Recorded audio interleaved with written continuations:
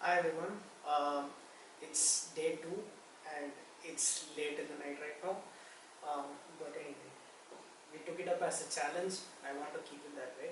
So today we managed to take uh, 9 interviews out of the 17 planned ones. So totally had got around 29 responses, out of which 17 interviews I had planned to take it today. But a few of them had backed out since they were not available at that point in time. I mean, it has been postponed to tomorrow. No one has backed out, hopefully till now. So uh, only I was able to take I was able to take interview of only 9 out of 17 candidates, which was which is just close to around 50%. The interesting part is tomorrow 20 interviews are still lined up and which are yet to be done, and I have zero clue how am I going to do it tomorrow. So the main problem that I faced is that while sticking to a set of interview questions, um, in few of the courses that I had learned, the instructors also emphasize the fact that you have to let the users speak, right? You have to just sit and listen to the users when they speak, but you have to also drive the interviews.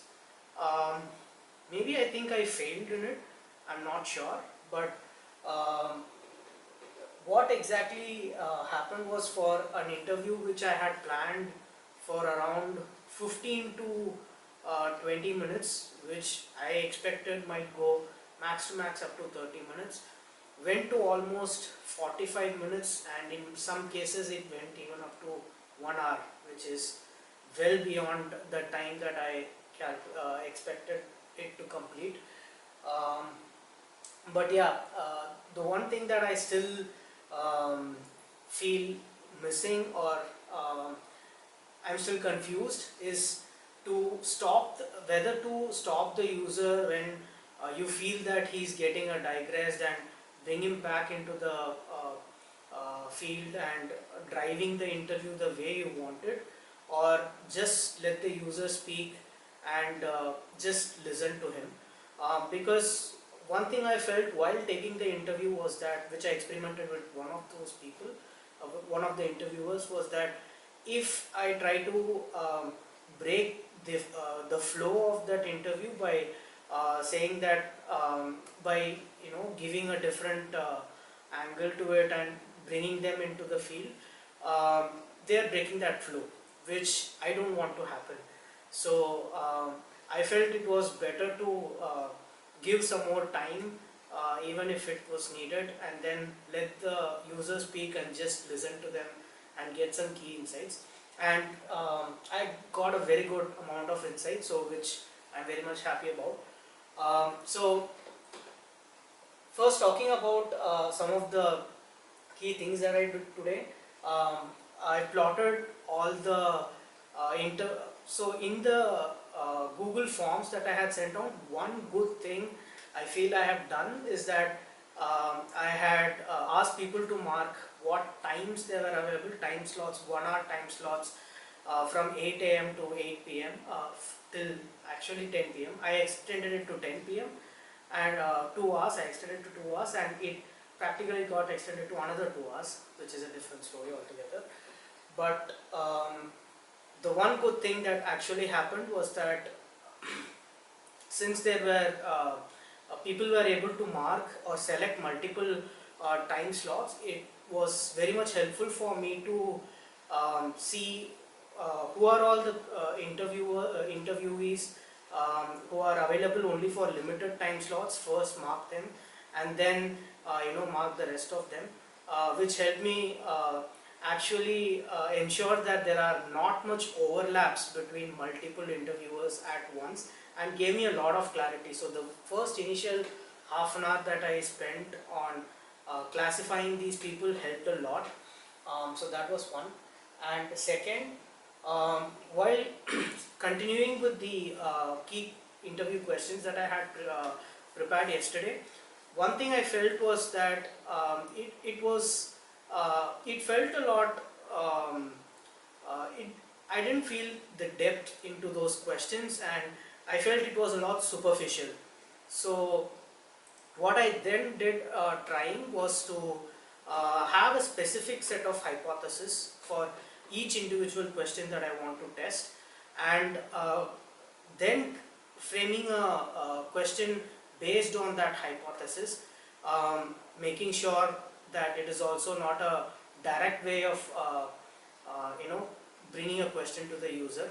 Um, so I think that really helped to even get myself a lot of clarity, because initially I had a lot of questions, around 20 or 22 odd questions, but in that I think I would have taken out maybe max 3 or 5 of them, and I had to rephrase almost another 10 to 12 questions, or maybe even more. But I think that was worth the efforts, but because it also gave me a lot of clarity. And the average interview time, while it initially started with around 2 minutes per question, which is like uh, okay, let me just tell the total time. So initially with the questionnaire that I had before, it took around 45 minutes at the start for me to conduct the interviews, and then I reframed all the questions and then tried to shrink many of the things together, and then it took me around just 30 minutes with around 15 odd questions. Um, but then slowly it started getting increased to again uh, 45 minutes per interview, and in some cases it even took about an hour for the interview to complete, which was just too much than I expected, which is like almost twice more time than I expected it to be. But again, I think I just let the users speak and then just listen to it, and try to identify or draw parallels to some of the key insights that I can take, and it worked a lot. Now, just talking about the key insights that I was able to create from the interviews that I had conducted today. One was, it would be a great idea to help people learn about frameworks, right?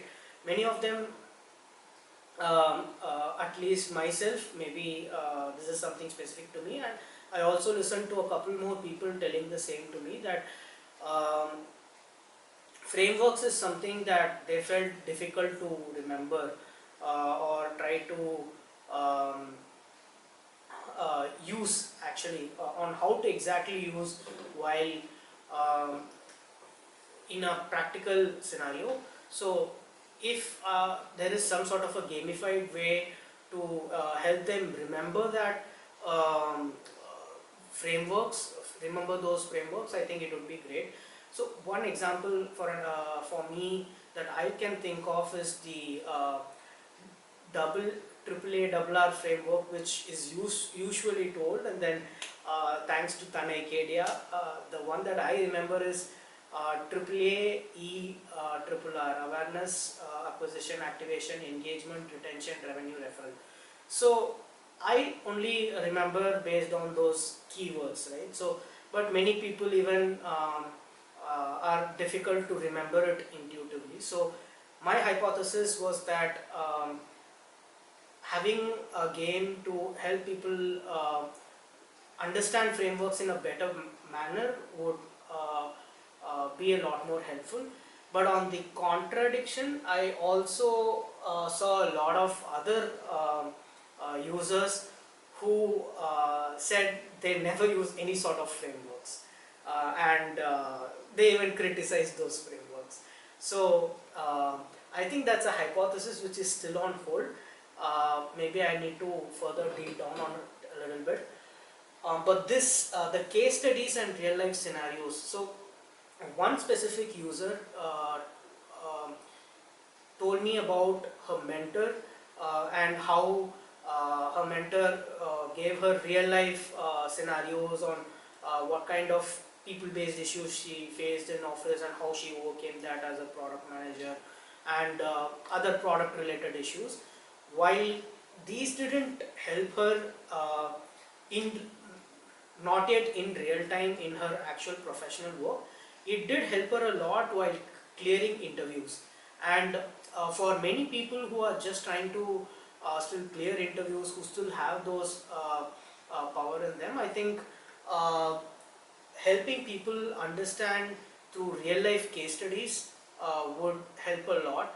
This case studies point alone reflected in many of the candidates, at least out of the 9 interviews that I took, almost 5 of them, I should say, reflected on the key point that case studies are very important and a very effective method of people learning product management. So this is one thing that I would really love to explore upon and have a deep dive. And the next thing is the product evolution. So similar to the case study, I think product evolution falls in line with the case study, but maybe a bit different. Like how a product, let's take Instagram for an example, how it evolved from the time it hit the market, how it was at the start and how it is right now, and how it evolved over time. I think giving it a general evolution Pictionary, or I don't know, some insight about how it transformed will help people understand about different. My hypothesis is it will help people understand different levels of the product life cycle. So that is something that can be touched upon. And yeah, this is another second important thing that I would like to deep dive upon, which is creating an interview. At least I'm thinking it for the MVP to initially hit the market. This would be a great way of doing it. Is to have an MVP which will just um, ask the user to identify the key derived needs and maybe differentiate, make people differentiate between needs and wants. Thank you, Bhupesh sir. And I think that is in itself is a great task for many of the product managers, right? And identifying the key problem statement by itself, I feel, is a key challenge to many of the product managers. And I think this exercise will be a good place to start. So I think this is the one that I might plan for the MVP. This is what I have right now, but depending on how the user interviews goes tomorrow, maybe I might change whatever.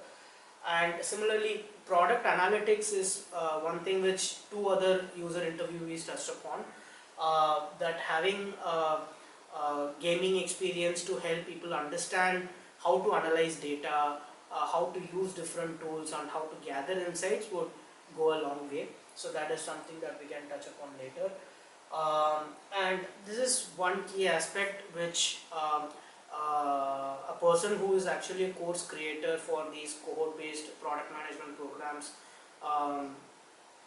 told me that it would be a great way for a new product which is entering into this sort of space to take one key aspect and hit the nail on it, right? So I think that did make sense a lot, because in this sort of a crowded edtech space, it would be better.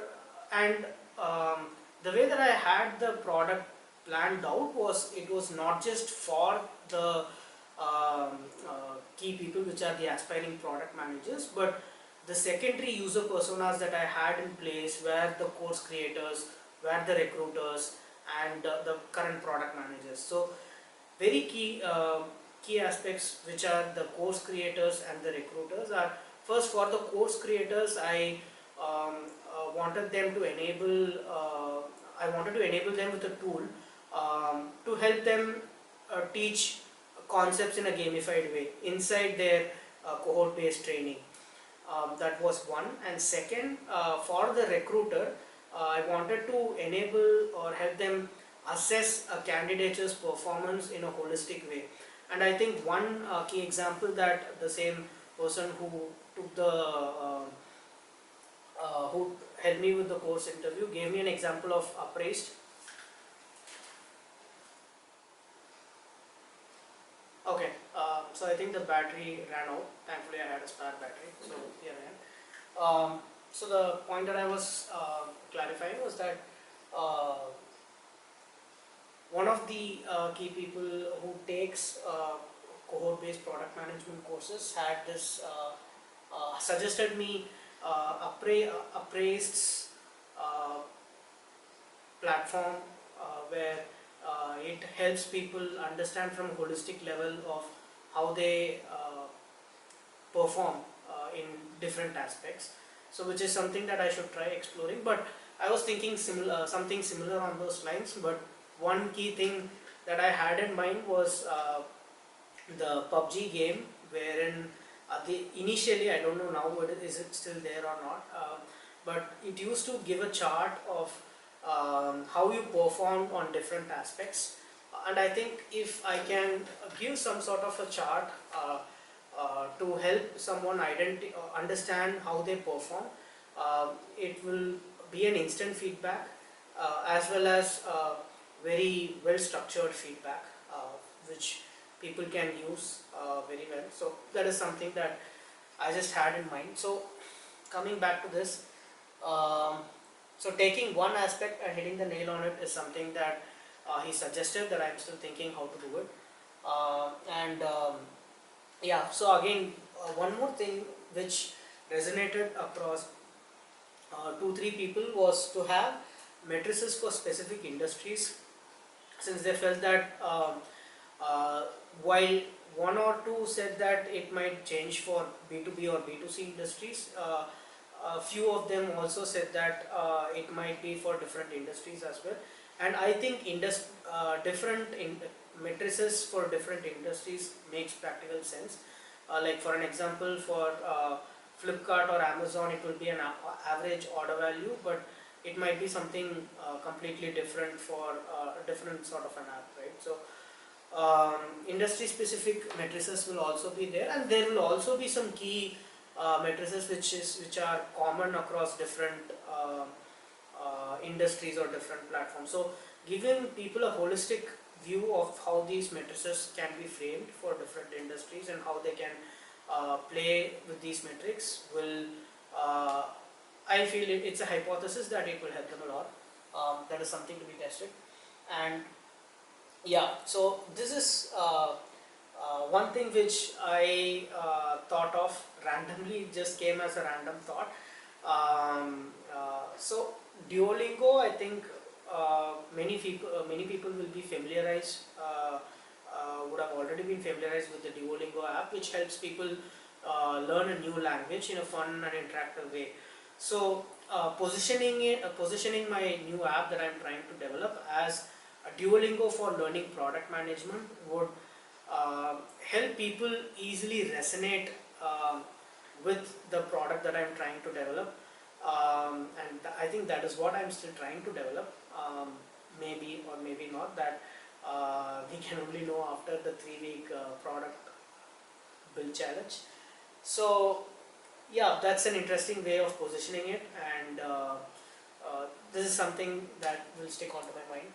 And last, I think this specific pointer was given by one of the interviewers, which I felt is connected to one of the previous points that I mentioned regarding the matrices. But a good way to go about talking about matrices, and this point is not just about matrices but overall, and which resonated with one more user interview that I did, was the fact that first, if you teach people about the general industry trends, maybe not initially, once people understand the basics of product management concepts, if we can tell them these are the key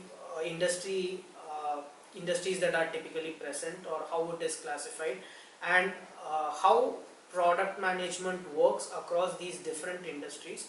Maybe an initial overall overview and then a deep dive into each individual industry might help people a lot to understand a lot more about product management.